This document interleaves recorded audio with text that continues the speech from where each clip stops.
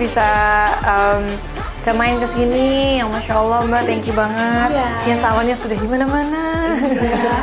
Mudah-mudahan segera cabang ke-20 sekian ya. Amin. Hari ini aku mewakilin dari Biolash Indonesia.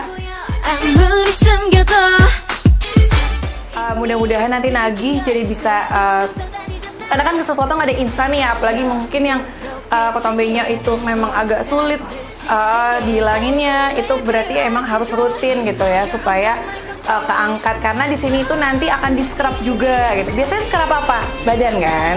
Nah hari ini kita scrubnya kulit kepala.